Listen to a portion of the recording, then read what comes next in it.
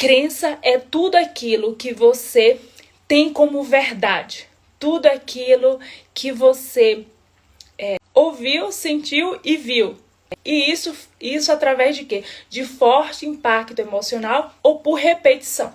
Normalmente são dessas duas formas. E essas crenças que a gente obteve ao longo da nossa vida e obtém, e aperfeiçoa, e melhora, e modifica, isso acontece até hoje. Normalmente, as crenças, elas são mais formadas na idade de 8 aos 12 anos. São aquelas crenças que são chamadas, que têm raiz limitante. Só que essas crenças, elas acabam se tornando verdades para mim, para você também. E isso, elas são expostas através de quê? Através de como eu me comporto, de como eu me expresso, da minha postura, da minha voz, do como eu enxergo a vida. É como se fosse a minha crença, ela é exteriorizada através do meu prisma da vida, da minha visão de futuro, de como eu estou sendo hoje, de como eu me comporto e porto diante dos desafios e das situações do dia a dia. Eu posso tanto tê-la de origem positiva, que são aquelas que a gente precisa modificar, que a gente precisa reforçar, que a gente vai tê-la como fortalecedora de nós enquanto ser humano, enquanto pessoa, enquanto família, enquanto amigo, no nosso negócio, que a gente precisa aperfeiçoar. E é por isso que eu te digo, como eu posso usar as minhas crenças ao meu favor. Mas para que eu utilize ao meu favor, eu vou primeiro te explicar como é que normalmente eu vou descobrir a que não é boa para que eu transforme ao meu favor. Quais são aquelas que mais são evidentes? Um exemplo, uma pessoa que é muito procrastinador, uma pessoa que é muito medrosa, uma pessoa que tem medo de falar, que tem medo de se expor, que tem medo de ser inapropriada. Então, assim, normalmente isso é uma crença. Você tem a crença limitante do medo. Por que limitante? Porque ele te impede de fazer o que você deseja.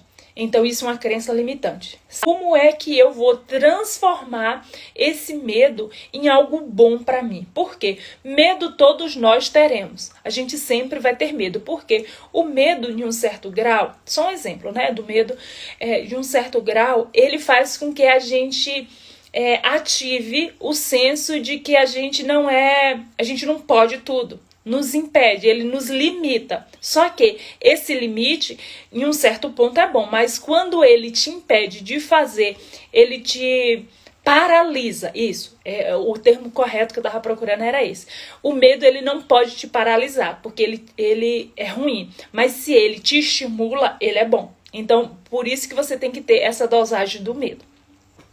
Nesse sentido, o que acontece?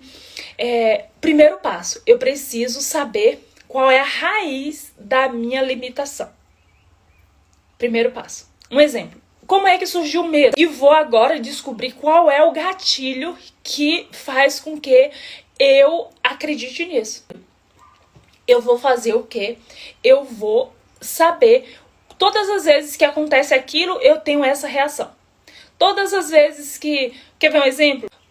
Bem tosco, mas por exemplo, todas as vezes que eu aperto a tomada, acende a luz. Todas as vezes que eu aperto a tomada, acende a luz. Então, esse é o gatilho. Eu apertar na tomada para acender a luz. Então, eu preciso descobrir qual é o gatilho que me traz essa crença limitante.